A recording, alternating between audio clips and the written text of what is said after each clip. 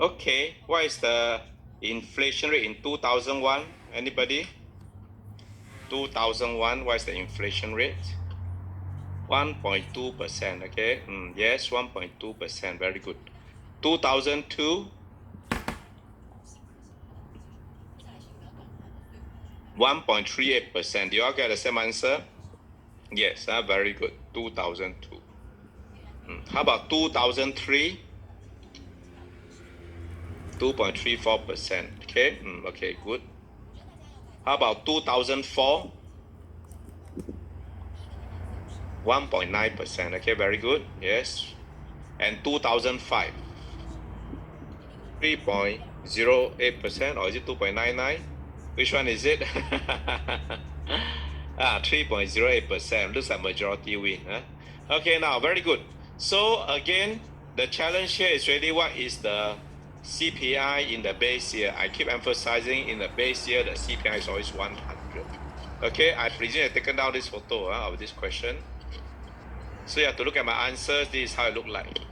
Inflation rate in 2001 is equal to CPI in 01 minus CPI in 2000 divided by CPI in 2000 multiplied by 100.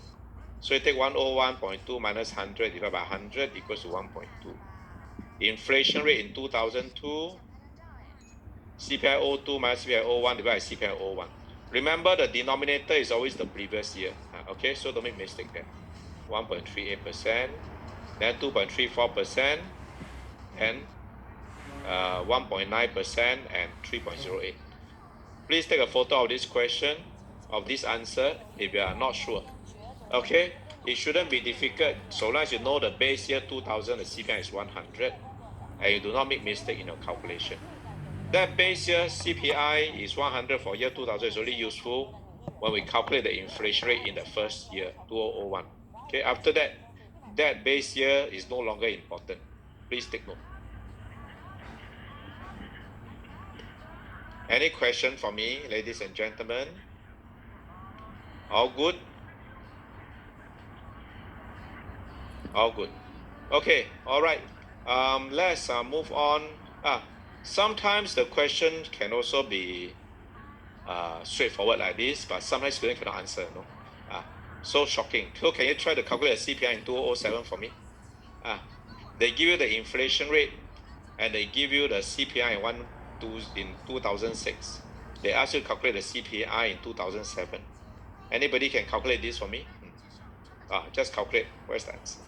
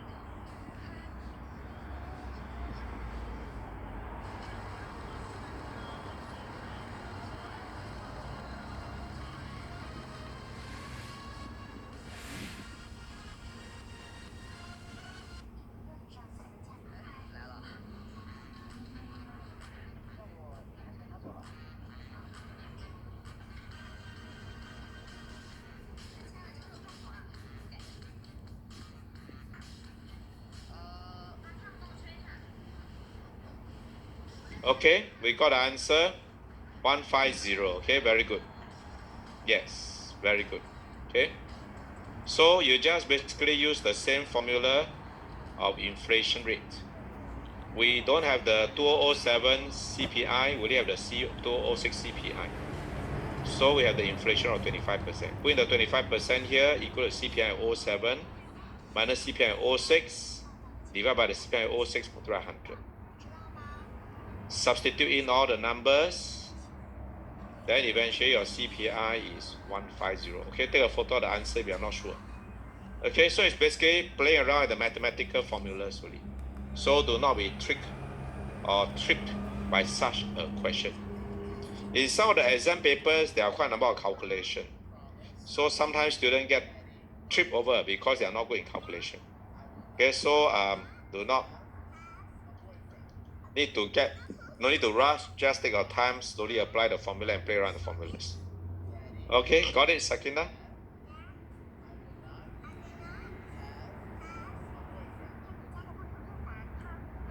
Okay, that's it for inflation. Any other question for me regarding inflation? Any comment? All good? All good, huh? All right, good. Okay, fiscal policy I already summarized for you this morning again. We know that there are two types of fiscal policy. It could be discretionary, it could be automatic, right? Discretionary means government has to make a decision to implement. Automatic, government doesn't need to do anything. So discretionary could be expansionary to fight recessionary economy, and contractionary to fight inflationary economy. Now I'm not going to go through this again. I will say that too many times already. So remember, when you're asked about recessionary economy, you must explain expansionary fiscal policy. If we ask you about inflationary economy, then you discuss about contractionary fiscal policy. Do not just write down everything regardless of the question. You must answer the question, okay, accordingly.